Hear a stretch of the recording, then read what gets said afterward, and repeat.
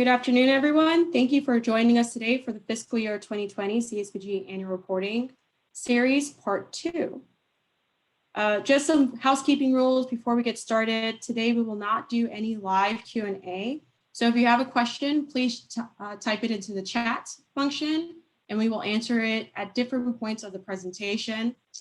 Everyone is muted and everyone's camera is off. You will not be able to unmute yourself, but again, just please chat your questions in the Q&A portion. And with that, I will hand it off to Sharice Johnson.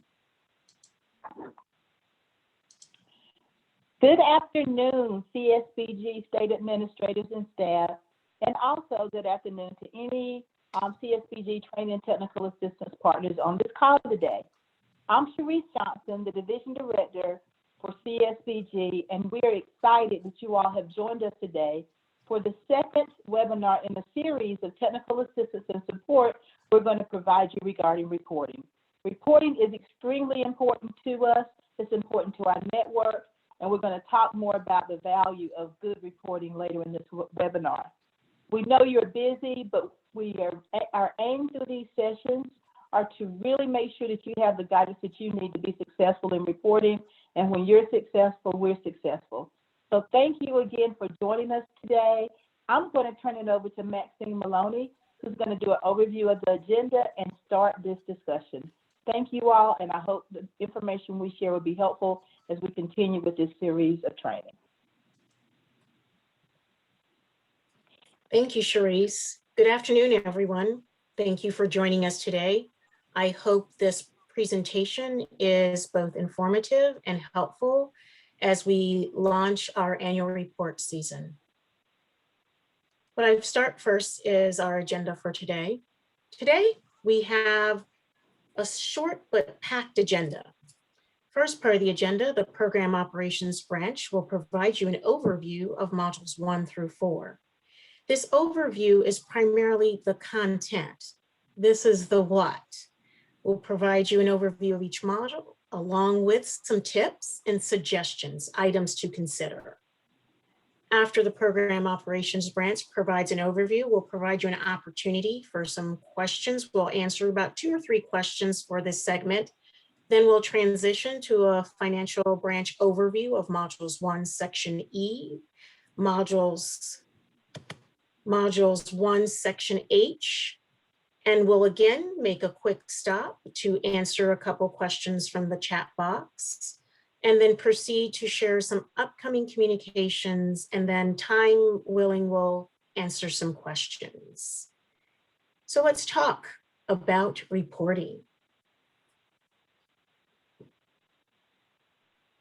Why reporting? We've got to do it. We do it a couple times a year. But we want to start with the why. The why is invaluable to the what.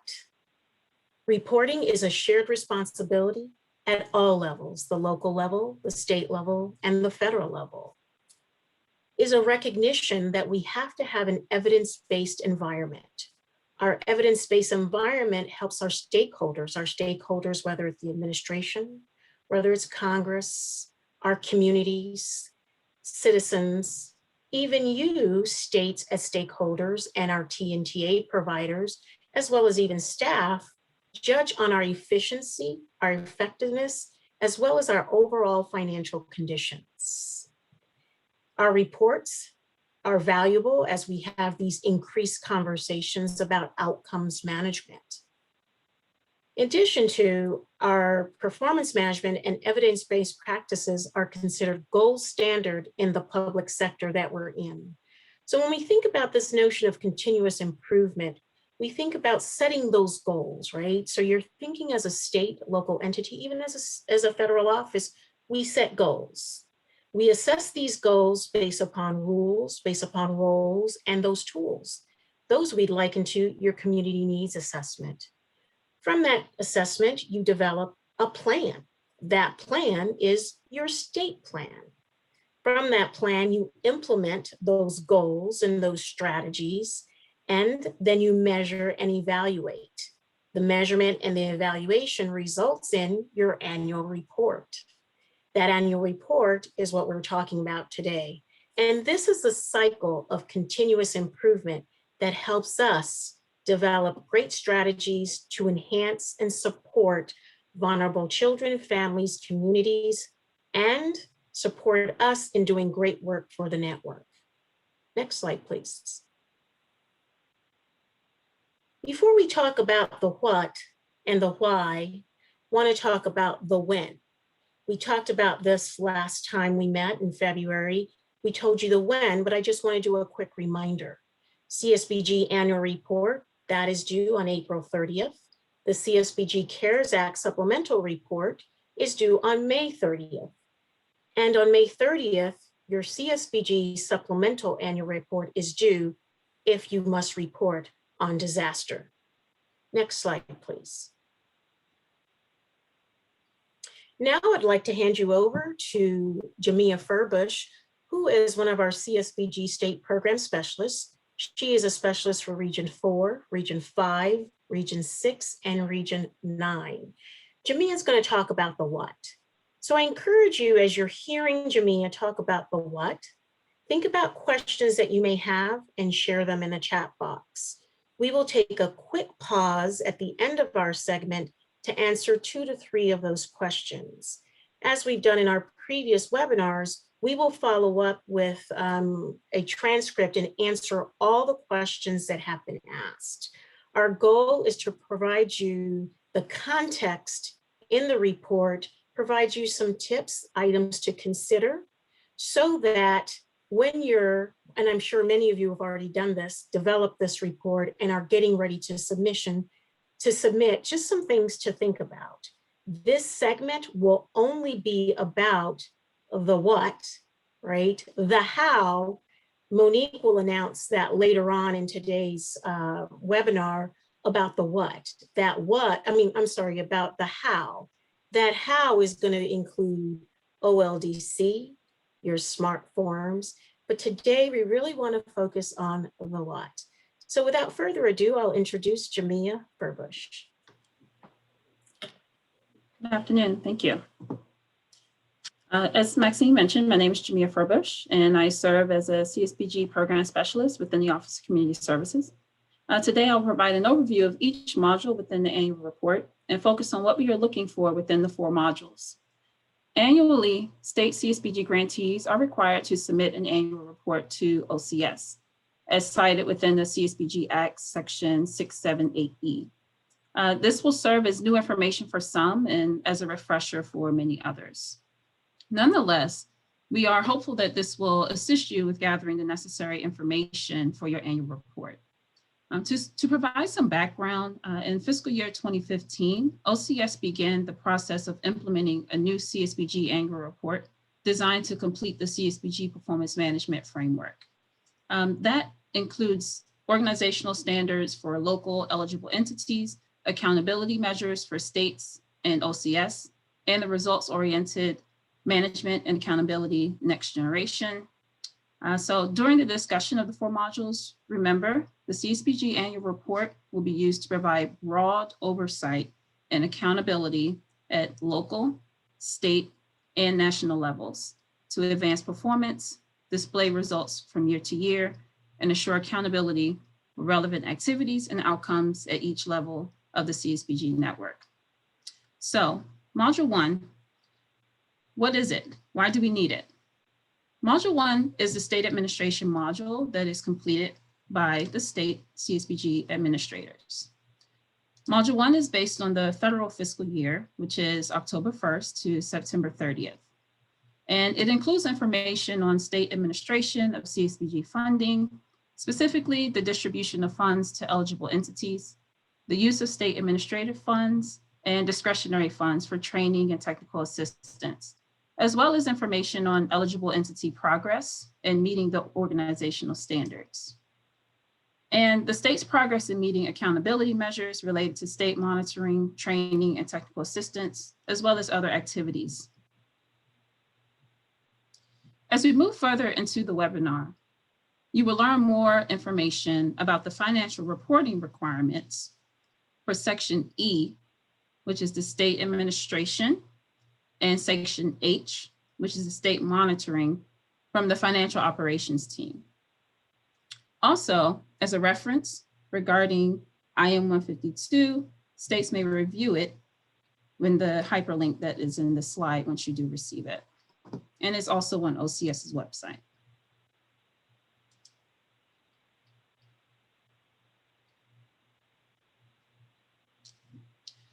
We will now discuss some things to consider when completing Module 1 of your annual report. It is important to confirm and update important information in relation to state lead agencies that is designated to administer CSBG within your state, as required by Section 676A of the CSBG Act. And developing responses, state CSBG program staff may need to consult with several departments.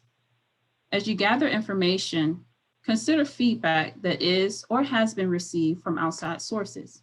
For example, your eligible entities, public hearings, surveys, and OCS. Keep in mind that performance advancement is a focus. Therefore, displaying and assessing results for fluctuations from year to year can help pinpoint areas of improvement, as well as assure accountability and outcomes within your program implementation.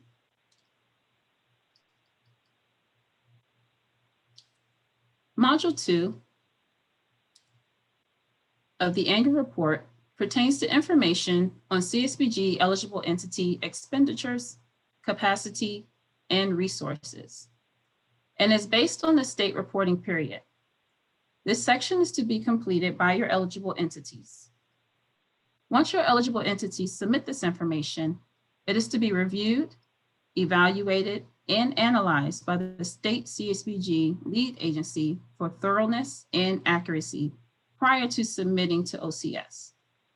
State CSBG lead agencies should ensure that eligible entities include information on eligible entity funding usage, specifically on the direct delivery of local services and strategies and capacity development, as well as administrative costs.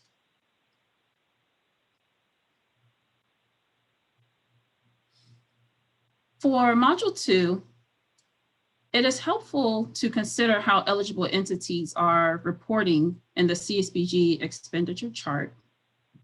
Through this, eligible entities can tell the story of the types of activities that CSBG leverages. While an eligible entity might consider the majority of what they do as services supporting multiple domains, we encourage eligible entities to closely examine and consider if their work better fits in any of the other domains to depict a more detailed story. While there is no longer a national goal regarding agency capacity building, this is still a very important activity for eligible entities, and we actualize that through Module 2. Remember to report across all programs in Module 2, Section B. This is where you are reporting on volunteer hours, support by board members, partnerships, and certifications across all programs at the eligible entity.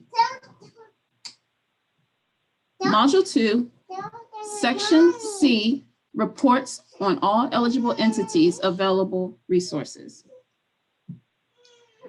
This is where eligible entities report resources that are allocated. This means that these are resources that were made available to the CAA during the year. And the easiest way to think about this is that it is the contracted amount.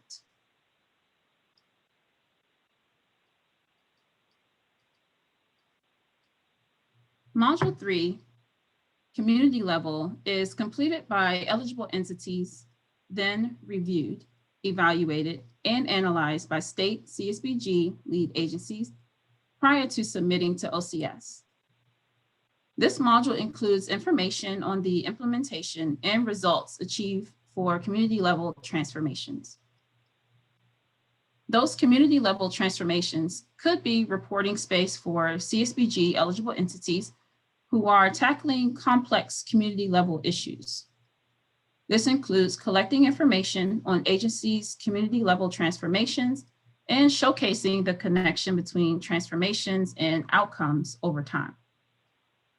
A community level initiative is any project, program, coalition, group, committed entity, or other group or activity that has a clearly defined purpose or goal to create measurable community level change in a specific community, for example, a neighborhood, school district, or service area. As a reminder, this module is not mandatory.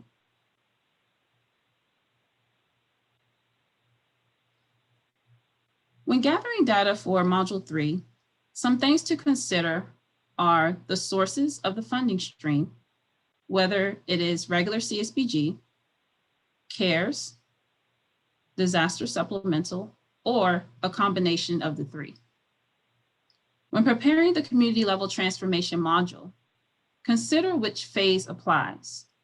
For example, the formative phase, the formal planning phase, the active implementation phase, or the maturity phase. As you will see on the slide, each phase identifies whether it should be submitted to the state or to OCS. Prior to submitting to OCS, when evaluating and analyzing the data, it is strongly encouraged that you review the state checklist thoroughly. For further guidance on this module, you may reference CSBG DCL 2020-14 Community Level Transformation, which is also on the OCS website.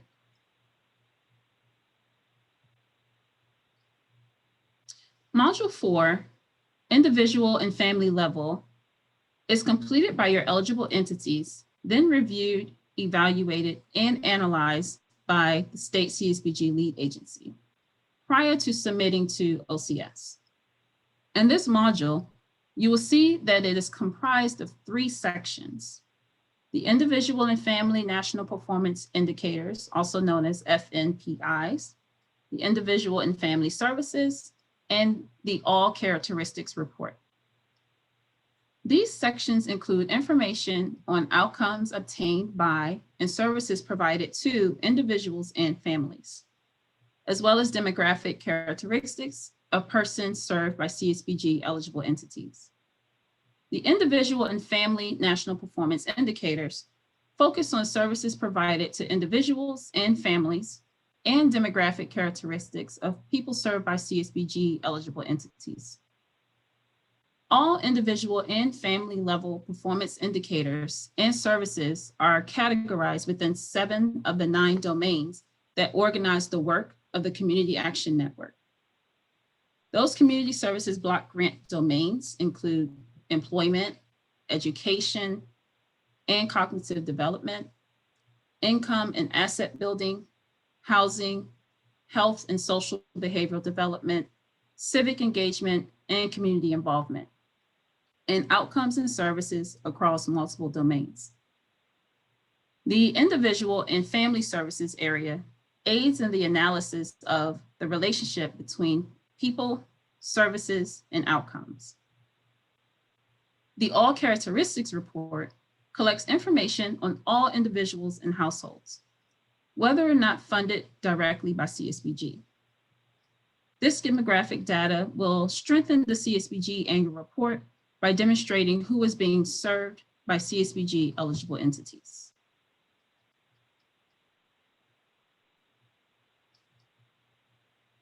Everything reported in Module 4 should be an unduplicated count of people. National Performance Indicators ensures that column I includes all people who are working towards the indicator, even if they do not meet the outcome. The services and NPIs should tell a story together, not an exclusion of each other. The data between the two should correlate to an extent. For example, if children ages 0 to 5 are being reported in the education NPIs, there should be some services reported for school children in the services section. Family National Performance Indicator, also known as I mentioned, the FNPI 7A, is the unduplicated count of people who obtain one or more outcomes from any of the domains. This means that if someone only obtained a job, they will be reported in the employment domain and then in FNPI 7A. This also means that if someone obtained a job and obtained safe housing, then they would be reported in the employment and housing domain, as well as once in FNPI 7A. FNPI 7A should be at least as high as the highest national performance indicator reported for an agency.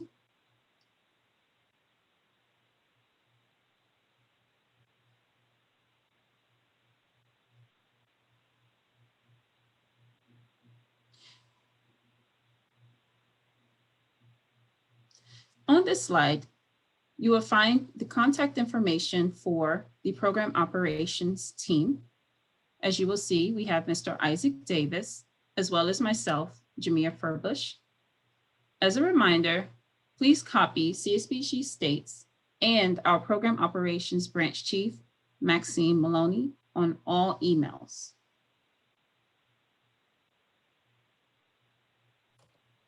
Thank you, Jamia. Now that Jamia has shared some information with you, as well as some things to consider with regards to your submissions of modules 1 through 4, we'd like to take this opportunity to answer any questions in the chat box that may be related to the submissions of modules 1 through 4. Again, this is the content related information. Later in today's presentation, we'll provide you some more information on the technical, as well as some updates and announcements on the technical webinars. As we've been scanning the chat box, I don't see any questions related to Jamia's presentation. So, here's a question from, should CARES information be included in regular module 1? Yes. So when you are completing module 1 and you're talking about the funding, this is a place where you will share your CARES funds. That's a good question, thank you. So with that, what I'd like to do is transition over to the fiscal operations team. Turn the helm over to my colleague, David Very, who is the Fiscal Operations Branch Chief. He'll provide you an overview of specific segments of Module 1 that are important to your submission. David?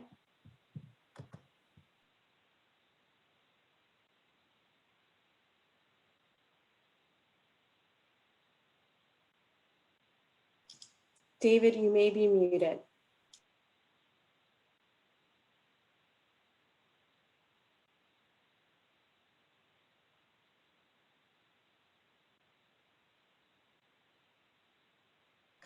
While we're waiting for David to come on in, I just want to remind folks for this section, if you have questions, please put them in the chat box. We will take time to answer those questions at the end of this segment. Thank you, Maxine. I just had a little technical glitch, so I don't know if we're all ready for me, but my name is David Berry. I am in the Financial Operations and Accountability Branch. I'm here to talk today about some components of Module 1, Section E and Module 1, Section H. So if we could just move to the next slide. In Module E, or I'm sorry, Module 1, Section E, some of the things that we wanted to make sure were pretty clear. When we talk about when you have to enter the actual allocation, we're talking about all CSBG funds that were obligated from the 90% that were awarded in the year being reported on. So in this case, we're talking about 2020. That would include regular CSBG for 2020. It would include any disaster, if you are a state that received disaster funds for CSBG, and it would also include CARES that you received in 2020. As most of you are aware, some small states or states that received the minimum allotment of CSBG had to wait until 2021 to receive some of their CARES funding. Those would be reported in 2021. Obligations from the section of the report. These are the total obligations that the state made from the current year funds. This doesn't include the carryover from any prior year. This is just the amount. Typically, it would be the amount of the contract that you awarded from the current year funds. This may be higher than actual allocation of funds if the state, if your state provides additional funding for the eligible entities. In E4, the actual amount obligated, we would prefer that you follow the state definition of obligation and again, stick to the current year of funds that were obligated during the federal fiscal year. So that's from October 1st, 2019 to September 30th, 2020. Again, this would include CSBG regular, CSBG CARES, and CSBG disaster supplemental if you receive that. And finally, in E7, we have the obligation and remainder, what we typically refer to as discretionary funds. Please do not include any of the amounts that were reported in E2 or E4. And for some states, we are aware that that the state legislatures have allocated 95% of their CSBG to go to the eligible entities, in which case you would enter zero if you had no discretionary funding. And I'll probably say it one more time. This would include a sum total of all CSBG funds awarded to the state in that fiscal year 2020, excuse me, and obligated out to the eligible entities. We go to the next slide, please. In E9, it's currently E9. That may change if we do an update for next year, but currently it's E9. This refers to the carryover amount. This amount should equal the obligated and not yet paid to the eligible entities at the end of the previous fiscal year. This should include amounts that were not paid to eligible entities in the unspent portion of CSBG. This amount should not be added to the obligations in the current year. So this is just the amount that came forward from 2019. E9B, the carryover for this year should equal the authorized amount less the amount paid to the eligible entities and drawn for state expenditures. This should reconcile to the balance reported in the payment management system, PMS, and to your SF425, which were due December 29th. So these amounts should reconcile. You should be able to get to that to verify any of those. So if we could go on to the next section, in Module 1, Section H, what we're looking for in H1 is a brief description of the process. You get extra points for brevity. It's just a matter of telling us what happened and why. If you performed an additional monitoring that had not been scheduled, just give us an idea why. Was it a follow-up? Was there some particular reason? Did the agency have some issues with other awards? Did they have a significant turnover? Was there any particular reason that you did so? And it could be a matter of you had to make a switch because an agency that had been scheduled was not available or not ready for a monitoring visit. You switched them out. That's fine. We just want to understand why you made the change. That's really all we're looking for. Try to keep it brief. I think we only have a limit on the characters.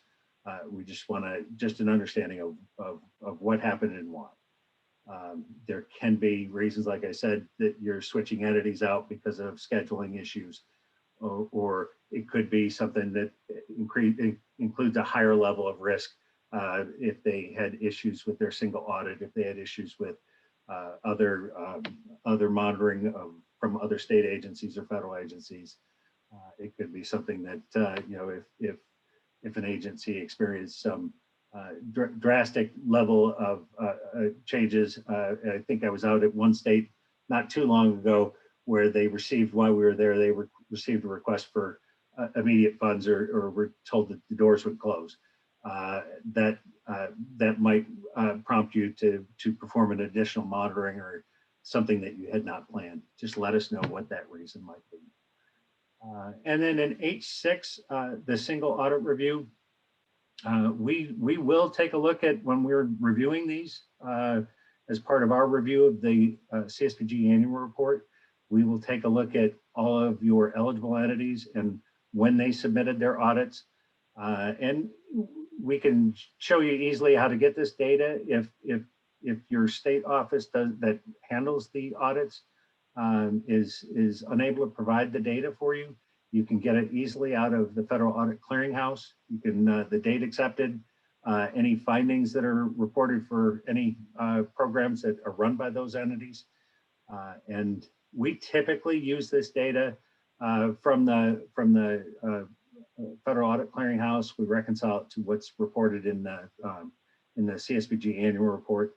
So we would look to see that everything that was supposed to have an audit did, and that those things are reported accurately and include all the findings. Now, when we talk about management decisions within that single audit review done by the state, we are only referring to any CSBG management or CSBG finding at those entities. We don't get that many of them, so it's easier for us to keep track of. And I think that's about it. I can go to the next slide. Our team for the financial operations branch includes Yolanda Brown, Angela Kelly, who's relatively new to CSBG, but not to government, and then Norris Phillip. Their contact information is included. If you reach out to them for any technical assistance or any kind of questions, please copy CSBG states. Yeah, they will all make themselves available to help you to the extent that we can. And if we can't help you, we will work on finding somebody who can. I am going to, there was a question in my queue about section E4 should include carryover. Make sure I answer correctly. Okay, E4 has to do with the state administrative funds. What we are looking for here is only the amount from the current year award that was obligated in the current year. And in this case, 2020. And again, it's the federal fiscal year from 10/1/19 to 9/30/20. Just the amount of 2020 CSBG disaster, if you have it, and CSBG cares, how much of that was obligated during that fiscal year. I hope that answers that question. And let me see in my queue here.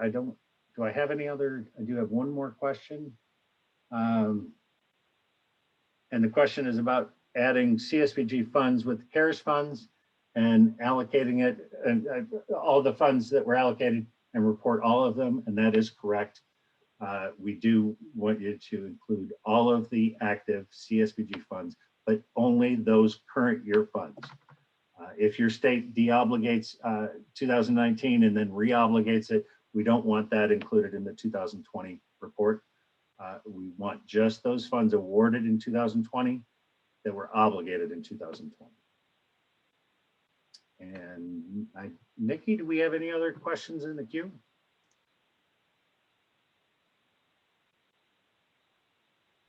Okay. Hi, David. I just wanted to double check if you wanted to verify the question from that was posed earlier about E2, the allocations, those are combined, and that was the other question that you elaborated on, that they Yeah. to include all of Yes. these. So those were all the ones that related to the Mhm. financial team. For there- all of section E, thank you, Nikki. For all of section E, the allocations and obligations are for only those funds, all CSBG funds, but only issued in 2020. So that's what we're looking for. It can be to the regular CSBG, CSBG Cares, and CSBG Disaster. But all two or both or all three, if you have three, should be reported in all of section E in allocations and obligations. I hope I said that in a way that made sense. And I had one other question that came through. I think I had one other question. If the state does not have a definition of obligation, what guidance should be followed? In general, we do not have a specific requirement of what constitutes an obligation. So each state has the authority to use their own rules and laws. If you don't have a definition of what is obligated, I would go with, has a commitment been made? A contract is typically considered an obligation, but has a commitment been made on behalf of the state that the other party has a reasonable expectation that the state would pay an expenditure? If you entered into a contract and they performed the work, they would, if you entered into a contract, that would be an obligation. That I would consider an obligation. But if your state, most states have some type of definition of what constitutes an obligation. And did I, was there one other, Nikki? Yes, I think I addressed that. Is there anything else in the queue that I could address right now? I know that we may be okay on time. There was one more that came in on, at some point we report CARES funding only obligated and awarded in 2020. So Fed government can see those dollars separately from CARES. Yes, I believe that to be the case. And I think as we develop the guidance for the CARES annual report, I think that'll come out how we're doing that. But I want to stick to 2020 CSBG annual report at this point. But yes, we will get that data. Let's see. I see Matt always asks great questions, so let me read Matt's question here. If you obligated CARES supplemental in a separate contract that runs through 2022, you reported as obligated only one of those years. You obligated CARES supplemental in a separate contract that runs through 2022. What we're looking for, Matt, is it's an excellent question. If everyone can see in the chat Matt's question, you obligated CARES supplemental in a contract that runs through 2022. Would you report it in only one of those years? Yes, report it in the year that you obligated it. And if that's in 2020, then please report it then. And I have to pass it over to Monique. Magically, I went over my time. So thank you all. And I'll hand it back to Monique. Hi, everyone. Thank you, David.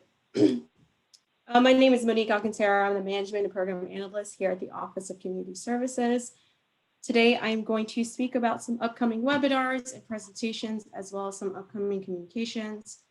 And then we'll go into a few more questions that we want to answer based on the February 16th webinar.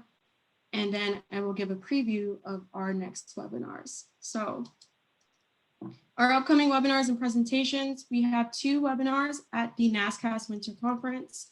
Things to know about grants management. The Office of Grants Management will join us for that session. There's a typo on the screen. I thought I fixed that, but that will take place on March 10th. And then we have our OCS Town Hall on March 11th. and that will actually start at 2:15. Dr. Laniqua Howard will be joining us for a live Q&A at the end of that session. So we encourage you guys to please join us if you have already registered for the NASCAS Winter Conference. The following week, we will have the SmartForm and OLDC refresher webinars, which I'll go into a little bit more detail later in this presentation. And those are on March 16th and March 18th. The registrations for these webinars will open at the end of this week. So please be on the lookout for that invitation. We do have some upcoming communications that we just want to make sure you're aware of.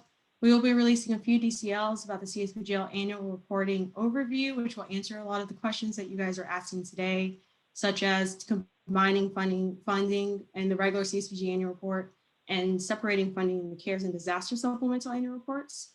We will also release our recurring fiscal year 21 CSBG annual report requirements. Please be on the lookout for that in the next 2 weeks. We also will be releasing the Federal Register Notice 2 for the CSBG annual report and the 60-day Federal Register Notice for CSBG state plan. I will say very briefly, we are not anticipating a lot of changes to the CSBG state plan. And when that is released, we will also be doing a webinar. So be on the lookout for that so we can go over the changes as we have done in previous years. They are very, very small, mostly grammatical and clarity. And I think only one new question. So we're excited about that. And then we have 2 DCLs about monitoring, and those will also be followed by a webinar. So we have a lot in the queue for you guys, and we're very excited. For your technical assistance contacts, please contact myself and Nikki Frazier. While I'm the primary contact for states, Nikki's the primary contact for tribes, we do back each other up. So please copy us on all technical assistance requests. And please copy CSBG states at acf.hhs.gov on all emails. This makes sure that we answer you as quickly as possible. So if I'm out of the office or if Nikki's out of the office, we're able to back each other up and you're not, and it causes your delay or reduces your delay. And so I'm going to answer a few questions about OLDC and smart forms, not necessarily about the upcoming webinars that I've seen come through the chats. The first question is, when will OLDC open? So OLDC is actually prepared to open for the regular CSBG annual report. We plan to open it no later than the week of March 15th, but hopefully sooner, as soon as next week. We're just doing the final testing. We want to make sure that it is actually prepared for you guys to begin submitting and to avoid as many technological glitches as possible. And the next question is, when will smart forms be released?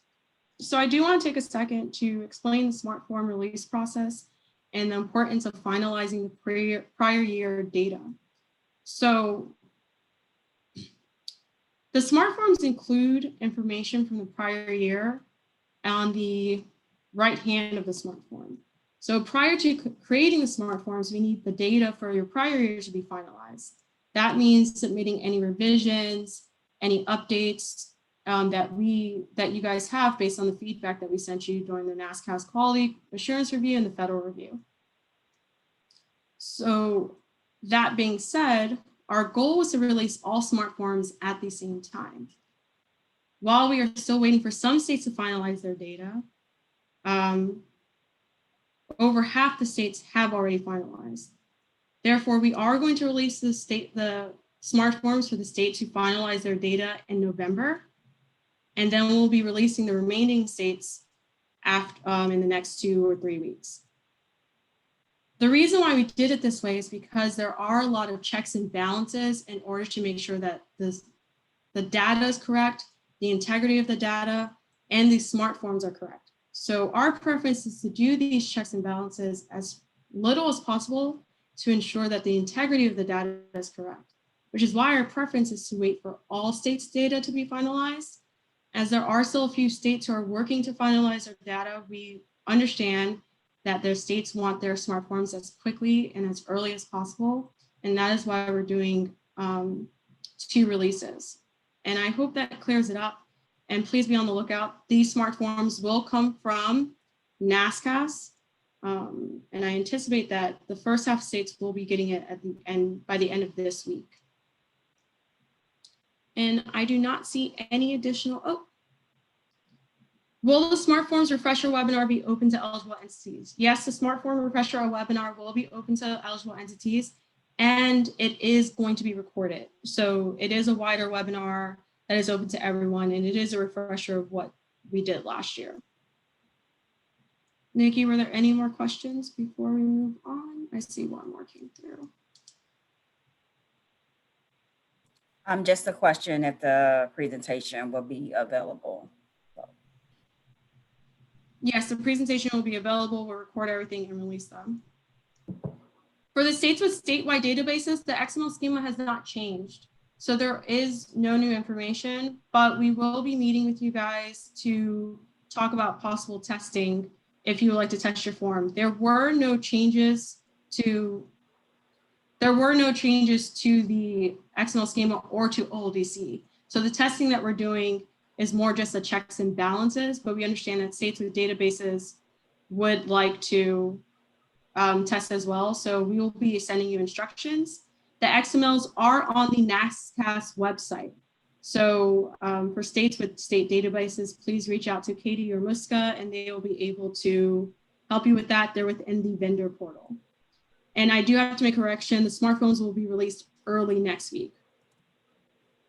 And is there a list of states that will receive the smart forms? Yes, there is a list of the states that will receive the smart forms.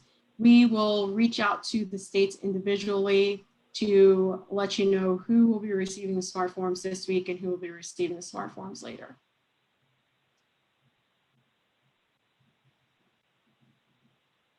Nikki, were there any more questions before we move forward? I don't see any more Okay. at this time.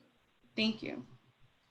So as I noted, we did want to take some time to respond to some questions that we received from the February 16th webinar. And with that, I'm going to pass it to Sharice Johnson to answer the first question. This has been a great session. Thank you all for your questions. Your questions really make us stronger. It makes us sharper, so thank you. The first question on the screen, when will states receive their next allocation? We have good news.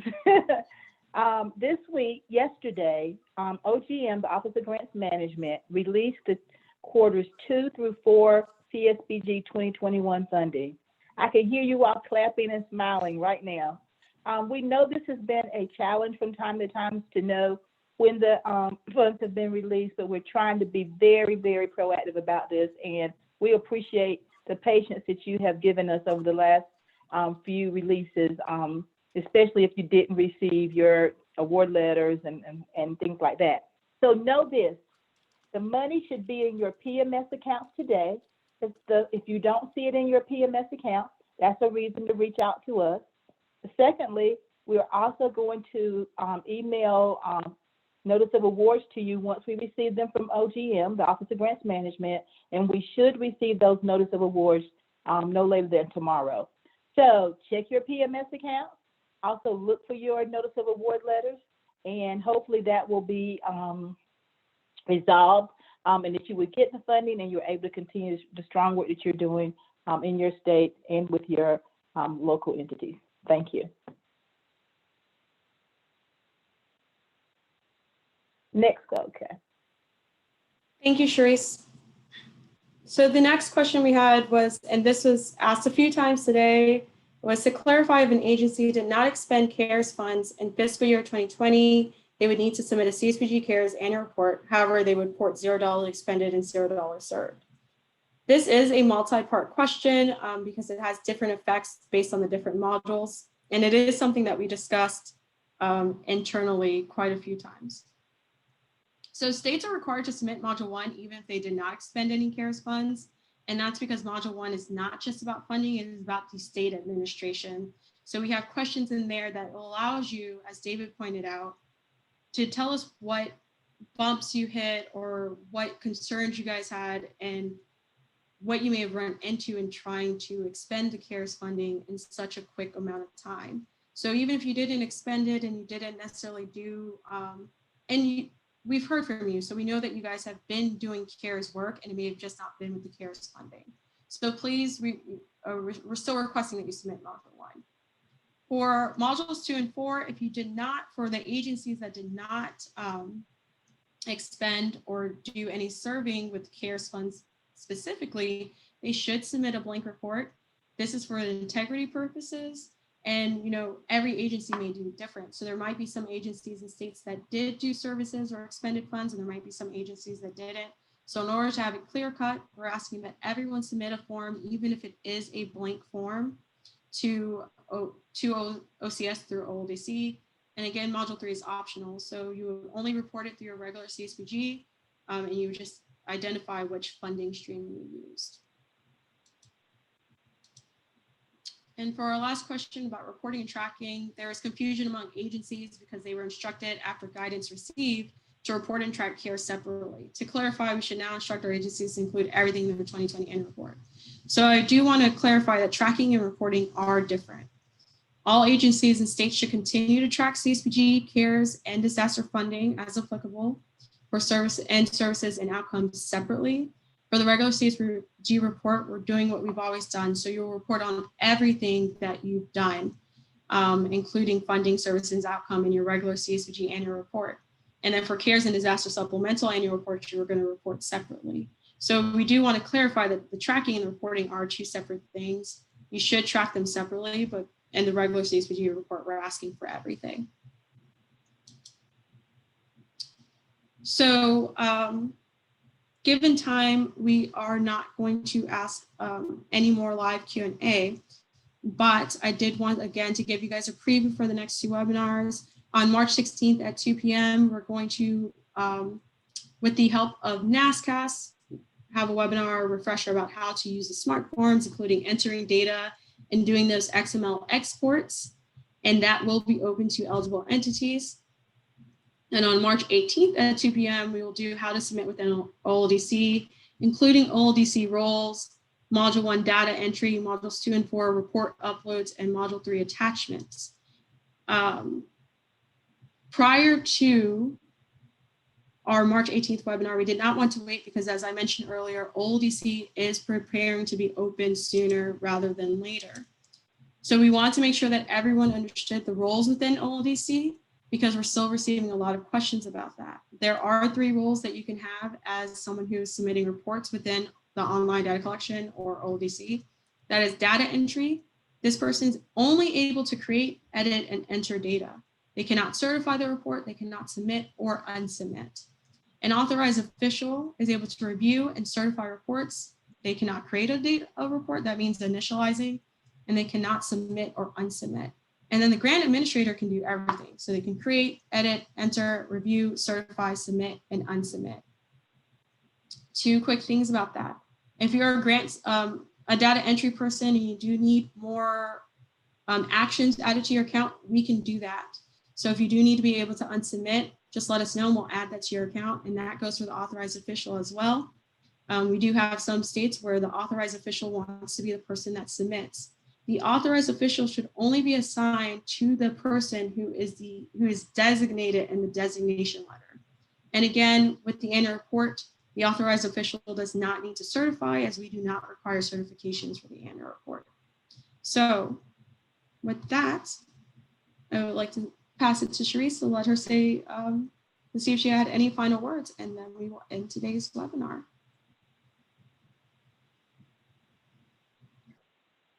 Sharice always has final words to say, but I wanted the 2 words today to the state administrators is thank you. Hope you have a good evening, and I'm going to turn it over to Maxine and David to see if they have any final remarks before we close this out. Thank you, Sharice. I don't have any final remarks. However, I would like to express our appreciation for the partnerships and support from both our state grantees and our TNTA partners, because together we can really get this done. Monique, if you could take me back to that why slide for reporting, I'd like to kind of end on that one piece. I think it's really important that we always think about the why. Why do we do what we do? Why are we here? And the reporting is such an invaluable why. And we want to start this, next leg of our journeys together in thinking more about the why. We know we've got to do these reports. We know we have the spreadsheets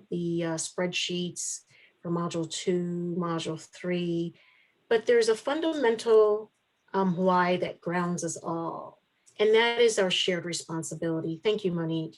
That's that shared responsibility, as well as the recognition that we are in an evidence-based environment, right? You hear a lot about database decision-making, performance standards, performance matrix.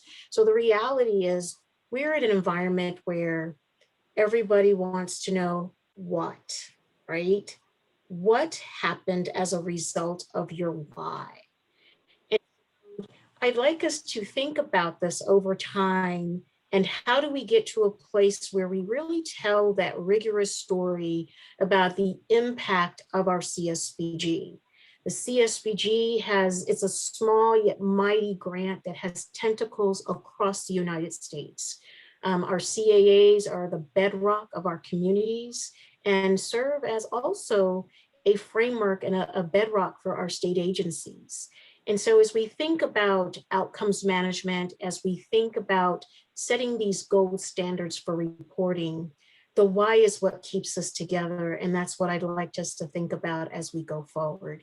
Thank you very much for being with us today. The program team really appreciates your engagement and your encouragement. I'll hand it over to David for some last words. Thank you, Maxine. I didn't prepare anything uplifting or inspirational, but I did want to mention there's some question about whether all of the Q&As, there were a number of Q&As that were sent to me privately. I don't know if the private messages will be shared with us after we exit this Zoom. I had a connection issue, so I lost a number of messages. If you don't get a response from us about your question that you directed to me, please reach out, and I will do what I can to answer you directly. I just want to make sure that people are aware that I had a little bit of a technical issue, and I didn't want to not respond to any questions you may have. Thank you. Thank you, everyone. And Monique, I think with those final comments from David, this session will end, and I hope everyone has a great day and be safe.